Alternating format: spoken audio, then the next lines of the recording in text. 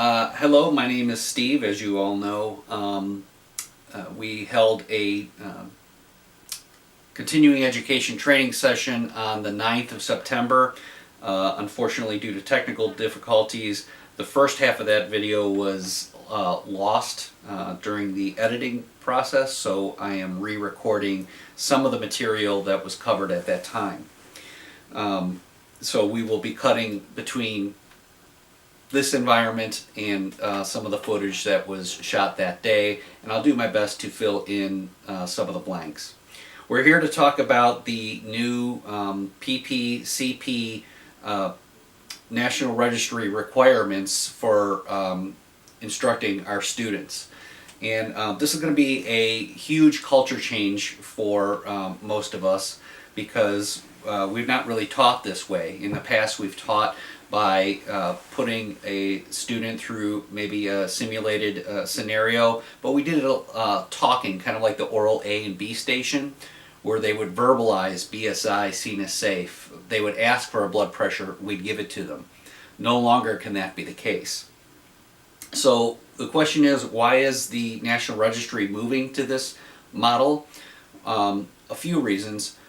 One being they want to have a more competent entry-level paramedic going into the field upon graduation. Also, with the old style of teaching, what they were finding is students would practice exactly how they were taught. There are instances where the student would have their certification as paramedic or EMT, go into the field, work with their field training officer, and they would get a patient into the back of the squad, and the student or the newly certified provider would look at their field training officer and say, "What's my blood pressure?" So that's a problem. They were trained to ask for information rather than get information. That's a big big one, but another one would be instances where in the lab setting we would have a student in a respiratory scenario. In that respiratory scenario, they would put the bag valve mask onto the simulated patient, and we as instructors would say, okay, how often are you going to breathe? The student would say every 5 to 6 seconds. They'd squeeze the bag once, maybe twice, and then not squeeze it again. Again, this would translate to the real world, as the student would put the bag valve mask on an actual patient, squeeze it a couple times, and then forget to do it. So the whole point is we need to make our lab experience more realistic. And we'll get into a little bit more on that as we go. This whole new training method revolves around a new National Registry psychomotor test format. The capstone event at the psychomotor exam will be a 20-minute out-of-hospital scenario. They're dropping some of the more isolated skills in the National Registry, and they will be keeping cardiac static, cardiac dynamic, trauma, oral A and B, and the sixth one will be this out-of-hospital scenario.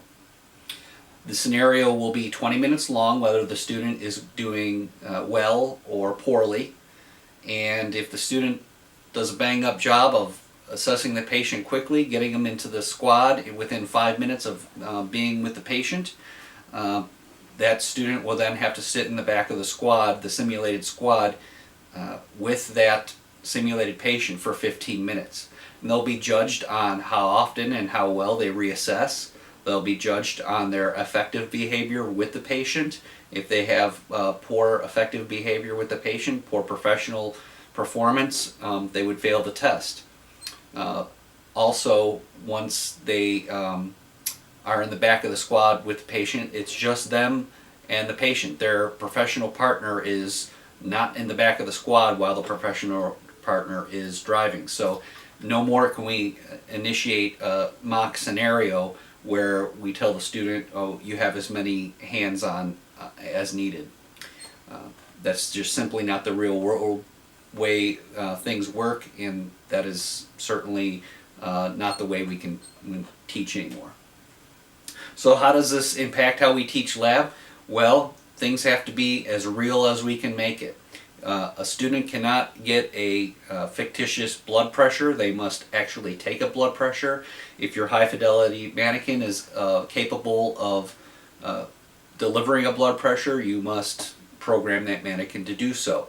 If you're using another student as a simulated patient, they must actually get the blood pressure on that student. In either case, if the blood pressure for the scenario is different than what they found, you cannot give that to them until they have performed the actual skill. No more verbalizing, okay? No more BSI scene is safe. They must wear gloves. They must ask, what does my scene look like?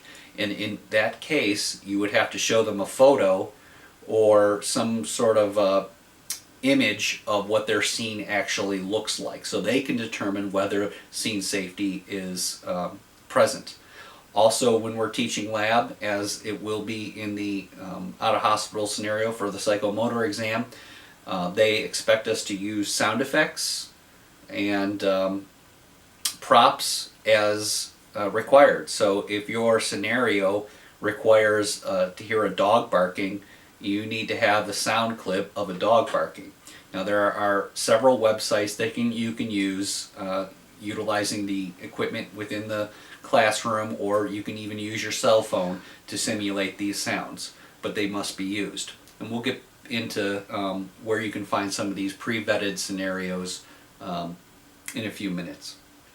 Documentation is also big. The students now have to complete what is called a skills portfolio throughout their curriculum, throughout the year of their learning how to be a competent paramedic. This will be all documented in FISDAP, and it's a very powerful tool that you're all aware of, but we all need to be very comfortable in its use. And there is a list of skills sheets and procedures and numbers of procedures that each student must complete by the end of their program, and for our purposes that's 2360, end of 2360, because 2370 is their capstone field internship, and technically speaking they're no longer in class. So real is the deal. Like I said, there's no verbalization of anything, and we need to take the time and resources we need to prepare for that when you're preparing for lab. For those who are watching this video for continuing education credits because you were unable to make it to the physical session, the first password that you will type into your test is FROG, F-R-O-G. So the scenarios are available on the National Registry website. I've also placed copies of the ones that are currently on the National Registry site on our instructor Blackboard site, which you are welcome to use. They're pre-vetted. Those are the required scenarios to use for your formative or summative scenarios done in lab. Now, what's formative and summative? Well, formative is the learning process. Those are scenarios that are put in place. They're not necessarily 20 minutes long. They're as long as they need to be, but they're instructional. You're going to put the student and a partner in a scenario situation with a moulaged mannequin or student. You're going to run that scenario very similarly how you would have in the past, with the caveat of you have to make it more real than we have in the past. No more laying a mannequin naked on the floor and just saying, okay, you have a trauma patient without any obvious trauma. You have to do something to the mannequin to indicate where the trauma is and how severe it is. Even if that's just tacking a photograph of a particular type of trauma to the area of the mannequin that is injured, that would suffice.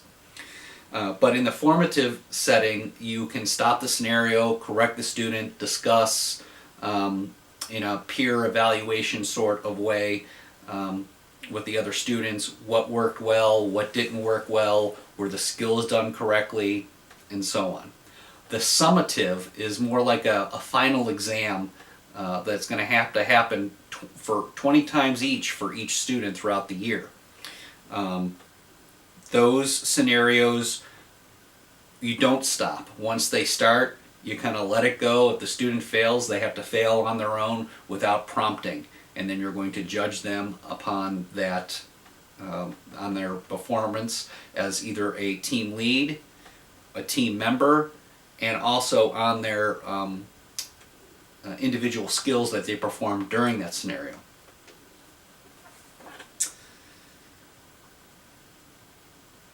So there is a packet or a handout that I'm going to put on the Blackboard site alongside this video that you will print out and follow along with me. The first page of the packet is Appendix A from the PPC manual, and it explains exactly how many scenarios each student needs to complete throughout the year, including 4 successful adult patient team leads, 3 successful pediatric patient team leads, and 3 successful geriatric patient team leads. Each student must also be a team member, and have successful team member evaluations as well. They need 10 of those. There are 17 topic areas. The students are expected to hit each topic area throughout the year, and if you're looking at this sheet, you'll probably be overwhelmed by now thinking, how are we going to get this done? Well, that's kind of like the point of this video. We really need to impress upon you the time it's going to take you to plan this out and execute it so that every single one of our students can be successful. It's going to take time, it's going to take planning, and when you find things work well, let us know so we can share that information with the rest of the instructional staff. When things don't work well, also let us know, and if you had a solution for what did not work well, please let us know so we can disseminate that information throughout. The second page, the Ppcp competency requirements, are part of the video that did not get destroyed.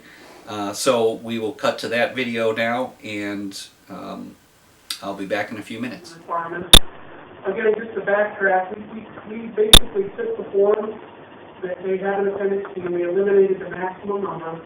So all we're working with or showing here is the minimum number of skills, successful skills attempts that students need to make. If you read at the top, laboratory phase, skills lab sheets, and up in the gray area, it says, note all forms listed with an asterisk must have at least one successful instructor documented performance before starting the related scenario lab. So what that means is, at some point as you practice these skills, now there might be several evolutions of peer-to-peer. And even though all these only show 2 and a couple of them show 3, the students may have more than this signed off. And they need to understand that. They need to understand that if they've been signed off on 2 successful attempts with long-bone swimming, that doesn't mean that they can refuse to do it again. It doesn't mean that it's the end of the book for them. And it may be with some of these skills. You may do 2 and done. But like an IV attempt, if you look down under medical, intravenous therapy says 3 minimum attempts successfully. So what that means is there needs to be at least 2 peer-to-peers where they sign each other off on successful attempts. And ideally the final one will be with the instructor. Okay, or it could be 1 peer-to-peer successful sign-off. The instructor might do a successful sign-off, and the third one may be a peer-to-peer. Obviously, it would not be wise to have the first sign-off be an instructor one, but again, there's no order that it has to follow. It's just before the students can do these skills with the asterisk, in the scenario setting, you have to verify as an instructor that they're competent. So you can't run a student through a scenario and have them start an ID and say, you've seen it do it in a lab setting and you know they're accommodating it. Okay? And again, so this is a list of items. On the back it continues. We've kind of built the sheets that go behind this, that you'll look at in a minute, to mirror this. There's also minimum points required. So obviously we know the registry check sheets have a maximum number of points, but there are minimum cutoffs where even if you don't get a critical fail, if you don't meet the minimum point values, you will fail that station. The nice thing about FISDAP, the way it's set up, all these sheets are programmed in FISDAP. All these sheets have minimum values programmed in there. So as you as the instructor walk through and either choose 2, 1, 0, or NA, or the students do that, when you get to the end of the sheet, if they haven't met this minimum value, it will say they failed. There's no math involved. It'll say they failed. Or even if you get to the bottom of the sheet and they get a 90%, not only will it give you the value of the number, it'll give you the percentage. They may pass, but if at some point they had a fail, a critical fail, and you click on that, or the computer clicks on that, that'll, no matter what the score, it's going to be a fail. Now, it also prompts you on that check sheet, if you do click a critical fail, they want you in there's a text box, they want you to make a comment about that critical fail. Okay? And again, we need to kind of continuously encourage, we need you guys to get on those check sheets and explore them. And it's perfectly fine to go into a previous lab shift, open up some check sheets, even if they add one to students to play with it, just delete it when you're done. I mean, that's not a problem. Students don't get messages when they get deleted and stuff. But you can go on and kind of, you need you to be familiar with it. So if students have questions if they're logging, here items, and you can answer those. All right, so that's the premise behind this Ppcp competency requirement, page 1 and 2. So the next page after that says lab competency. The lab competency form, it has areas for sign-off 1, sign-off 2, sign-off 3 for initials and dates. This is a tool that was developed for the students to keep track of what they're doing in lab, to have a paper copy of what they've achieved with sign-offs. Now, these sign-offs that they're doing, if you notice at the top, when Steve created this, it says instructor's initials and dates indicate scenario-based successful completion. So, we can also sign them off, it's not necessarily scenario-based, but all these students, you're going to sign them off on these skills outside of the scenarios too. So essentially, anytime you as an instructor sign a student off on these skills, you will initial it. I told the students they're supposed to have these with every class. I said if they forget to have you sign it off, they can certainly just make an initial because we can go verify and say that you're going to log in the instructor sign off. This is not a document we're going to collect. This is a document that's a tracking tool for the student for their benefit. It's going to be up to them to keep it accurate, them to keep it complete. It's not your job to make sure they got it signed. It's up to them to come to you and say, can you please sign it? It's up to you to make sure you should be signing it, but it's up to them to bring this to you. If they don't, that's not on you to chase them around for it. We will not collect these, we will not look at them. We're going to rely on lab reports and FISDAP to make sure that they have done what they need done. This is a 2-page document. It continues on the back with areas for the students to track their team member and team lead topics. There's a place for you to sign off should they have to do that. Same with the peer review. The next page, so you'll notice that document that says, the document that we just reviewed, the only skills that are on here are the skills that the preceptor, or the lab staff is required to sign off. So this is all the skills that have an asterisk next to them. These are the only skills that you'll need to be signing them off in lab. Everything else can be peer-to-peer with no instructor verification as far as signing them off. Now that doesn't mean when a scenario is being run, that you may not be in the role to sign a student off, and they may do a skill like supervised airway. And you may be signing them off during that scenario on that skill. when we talk about meeting our minimum requirements for competency, some skills don't have to have instructor sign. It's the basic level skills that are usually left out. So the next page, which is very similar looking, is called the peer review competency. And it's the same thing as the other instruments, except this is for the students to track their peer-to-peer sign-offs. Again, purely for their record, purely for them to track what they've done. What I've encouraged my students to do, Steve has it indicated on top for the instructor to sign off the peer-to-peer. Certainly acceptable, I told the students, doing the effort to keep labs moving. I said, if you want to go back into your shift retroactively in the lab and just write them in yourself, this is what I got signed off, and the initials of who signed off, that's okay too, because again, this is just a tracking tool for them. What's in Ppcp is what we're going to go with. It's their real record. Okay? So again, just be aware if they actually sign this, you know what it is. The last page in the packet, which is probably, in my mind, the most important one, is the clinical competency packet, or a clinical competency document. For those of you that Max has been around, Dan was through the last year, so you probably remember it too. The students have a document that needs to be initialed by the instructor that they're confident in the skill, and it's the document that can carry the clinical and field rotations to show, yes, I can do that skill. The previous versions we've used were fairly heavy with skills, but they included basic and paramedic level skills. Well, you'll notice this one is pretty thin. We decided that we eliminated all instructor sign-offs for basic skills, with the premise being, one, they're getting signed off in peer-to-peer setting anyways, and being verified. And two, they're state certified EMT, so we have to have some assumption. That's a bad word, I guess. But we have to have some comfortability that they're competent in those skills to at least perform as an entry-level EMT. Okay, now that doesn't mean we can't pop quiz them with those skills.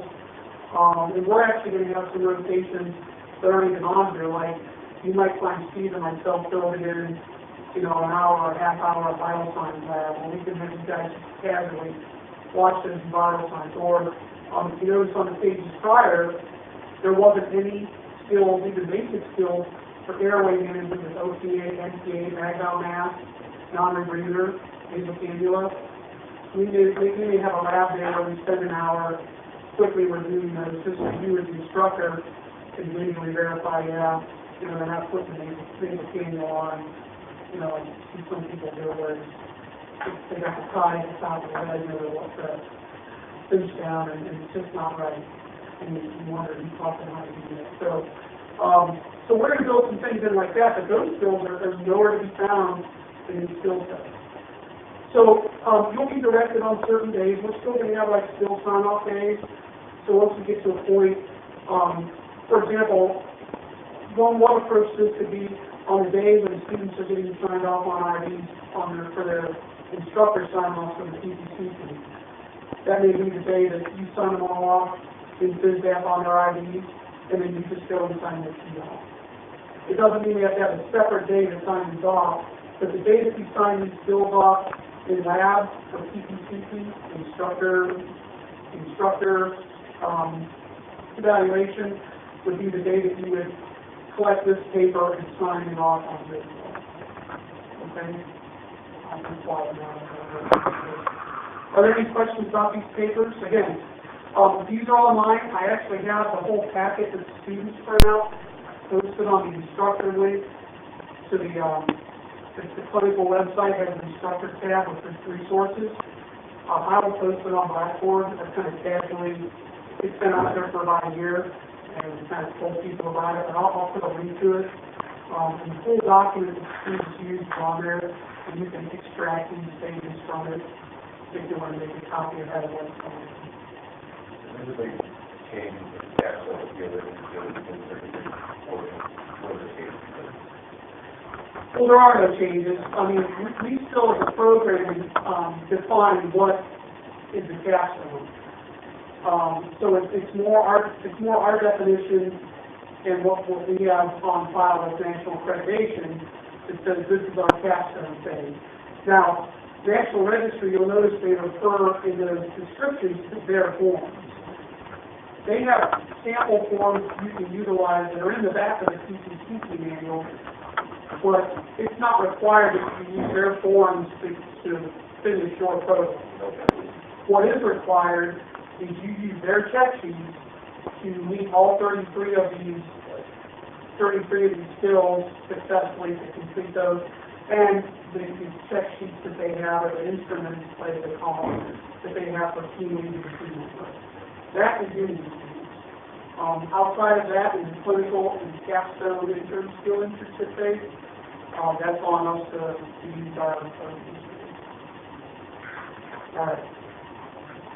All right, so now we're going to look at one of these pre-vetted scenarios, and we're going to go through an exercise of actually trying to create a substitute. Some of this is going to be part of the diagram to make it work. You've got to make it as real as possible with what we have. So what we're asking also is if you find a prop at a thrift store, or you see, you're getting rid of clothes or something like that, you just think, oh, this would be a really good prop to use, it doesn't cost you money, bring it in, and we're going to start creating libraries of props at each campus, okay? Because we don't have a lot of stuff. So what can we do in the meantime? Now, let's look at this first one. This one we're going to do adult lung trauma, okay? And so we need oxygen cylinder, supply, EKG monitor, spine board, structural collar, airway kit, and a cot. That's pretty easy, okay? Front yard scene, that is possession of police department. How are we going to do that? Well, we can do things like we can use the projection screen in the classroom and project a scene. Go to Google Images, type in something like that, grab it, and put it up there and say, this is your scene. That's what you see. Or you can have a photograph and say, and in fact, that's what we're going to have at registry. We're going to have a photograph say, this is your scene. You can look at it and you can just go to the space for themselves. We also need clear bus time. So they expect us to use audio and visual devices. So you can use, there's websites that you can use off your phone that have different lasers that you can use, including breath time. You're expected to use audio and visual. What they don't want you to say, they don't want the students to say, what are my breath sounds? They say clear equal bilaterally. They want stethoscope on the chest, and you either need to use the SIM band fired up with clear breath sounds via the computer, or, as Steve mentioned, you can look up a sound clip on your phone, and when they listen with their stethoscope and say, I'm listening to all four fields, what do I hear? You say, this is what you hear. You press the button, and you play it. So they want you to play, they want them to hear that sound. And also, if you use like one of the students as the patient, which is perfectly acceptable, you can utilize them as much as you can without making it a pain for you to end up in a scenario. But if they do the blood pressure, they have to do a blood pressure. And if the blood pressure is different, they have to do a blood pressure on the mannequin or on the model, and they have to do it, and then they'll tell you what they found, and they'll either say, as you find it, it's appropriate, or you'll say your actual blood pressure is. And that's the same for, pulse rate, accommodation to light, anything that they can find. They have to actually perform it first before you can give them information. No more looking at it. All right, so we need an ALS vehicle. Again, that can be a photograph. If you have a squad like we do here at Metro, that's fine. A law enforcement officer, so if you have a student pretending to be the officer, again, you can also be a photograph. So then we need a patient, and we need to have a left occipital hematoma drainage from his left ear. Age, weight, you know, that may not be something that we can actually utilize, but get as close as we possibly can. And then we get into the actual scenario. So what we're going to do right now is we're going to take this ALS napkin and we're going to try and dress up that seat. Okay? So we got some supplies, limited supplies in the room here. It would be nice if somebody would go on to Google Images and find the appropriate scenery for us. I can do that while you guys are Okay. pressing. All right. So let's do that. You want- So we can cut there. Password number 2 is dog, D-O-G, dog. So after you saw Joe talking there, we broke the participants on September 9th up to kind of go through creating a scenario. The scenario was a trauma victim. They had to find a picture of a policeman holding a bat. We needed to create a trauma victim with a large hematoma who is prone and unconscious.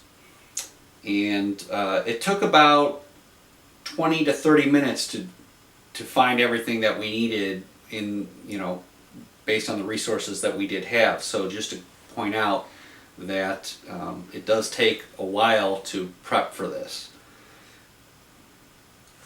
One piece of syringes. Let's put those without the needle. Get a paper clip. Let's do a CD blank. Put it in there. Put it in your top box. There's your drug needle. Then spin this. Throw them in there. So basically, the firefighters drug this mannequin out. Saw he wasn't breathing.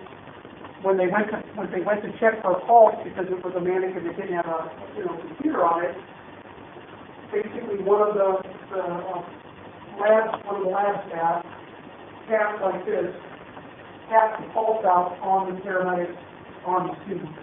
Well, they were feeling, they said it wasn't that fast, it was sort of like 40. This is the pulse you feel. So you can do something as simple as that. It doesn't have to be hooked up to the monitor or a rhythm generator. This is the pulse you feel. You can do that. When they check lung sound, somebody else in the group had story respiration queued up on their phone. Snores. Here's what you hear. Play it. It's okay, I'm going to do a jaw thrust or a still chin lift. And they say, how you do this? And they say, so you have to have all this queued up. But we worked with a mannequin that was like worse than that. But that's what, if the top was on there to know that they did narcotics, I'm checking people, what do I see? Somebody had another, web page pulled up with 10-point pupils. These are your pupils. So they're looking. So they're still, that's good enough for visual. So, thank God for smartphones and the internet. But so we get lung sound and impulse from the phone. Again, tap out the pulse. Next, then when they did vital signs, they put the cuff on, they made them rub the cuff up, put the stethoscope on, leave it out, and then they gave them a number. So they actually had to go through the process. And you guys can pick whatever scenario you want well in advance. Yeah. And research it. And If it's a scenario that's like this one had to be in a yard, it's to be in a science. No, you can have a front yard right out there in front of community college. It doesn't mean you get the scenario outside. There's now if you're going to switch after each scenario, you're going to kind of loop in and something about, but do it outside. With that time, you get them home. That's what I mean. You send the group in, or if you have each other's phone numbers, say we're done with sending the other group in, you reset. So again, it takes some pre-planning. I know my group out of the West, I'm going to try to be very specific with, this rotation goes from this time to this time, this time to this time. Scale introduction, you have this much time. I'm going to try to teach it out like that. I'm ready to you can adjust it as you need, but I'm going to try to spell it out there specifically, not, Steve might do it a different way. So I apologize if you go to West Shore, he's doing one way, I'm doing the other way west.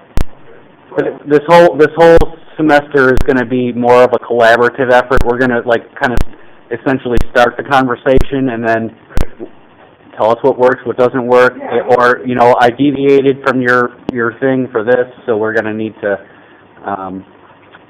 readjust. You know, that this skill needs to be done on a different day because we didn't have time and whatever. Yes, you find labs that something didn't work, or hey, this went really well, this lab went well.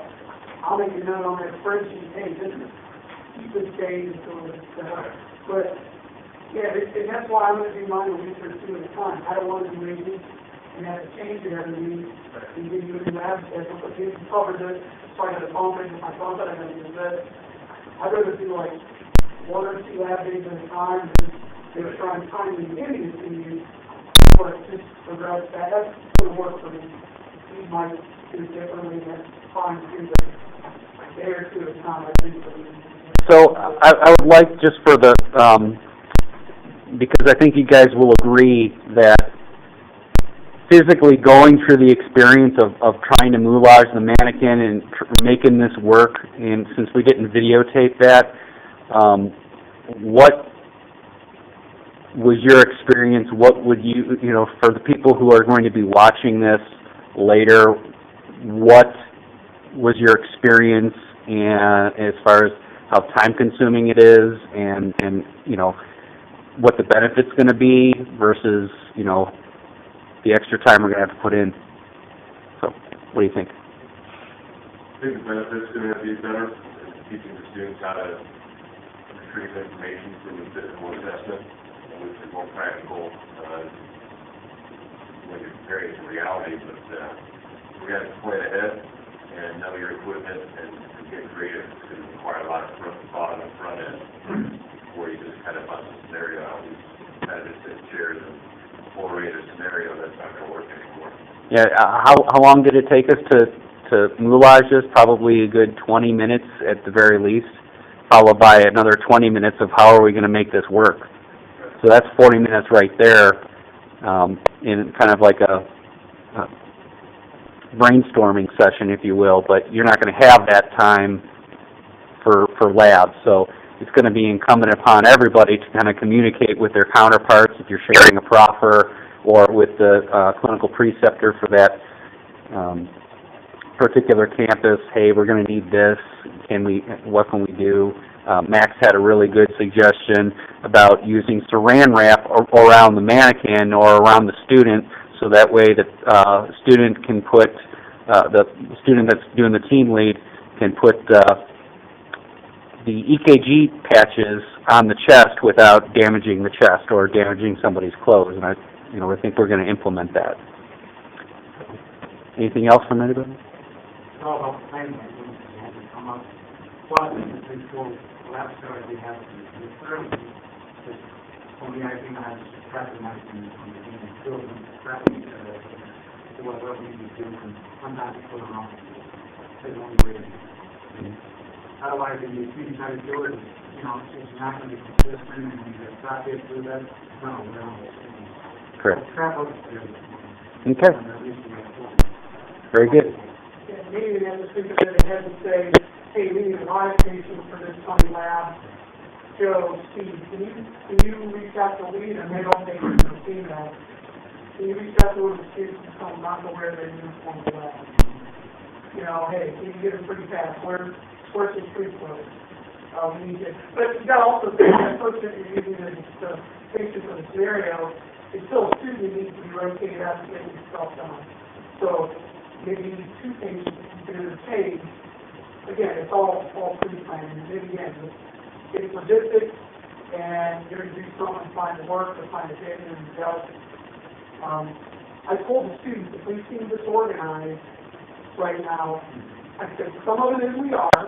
I said, I've expressed them, and they understand that this is all new, that we have a plan, that the plan is solid, but that we need to work through it.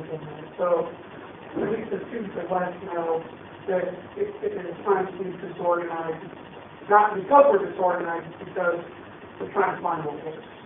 So, I'm not sure what Steve's communicated with his students, but, Pretty much the same thing. yeah, I mean, just, we reassured them, we know what's going on, but it may seem a little disorganized, and they shook their heads like that, so.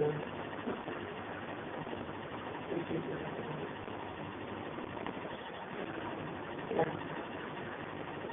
Final password is HOG, H-O-G. So you heard some comments from our participants. I think it was an eye-opening experience for all of them as to just how labor-intensive this can be. Now, I don't want to scare everybody regarding how intense it's going to be.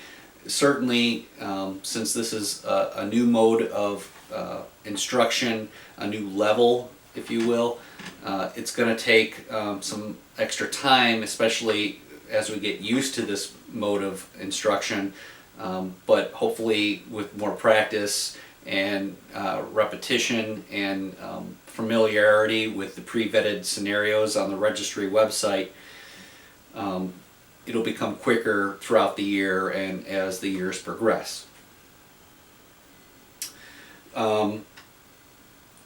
So I want to thank you for watching. And if you have any questions, please let Joe and I know. And if it doesn't come out on the final cut, the password, the third and final password is HOG, H-O-G.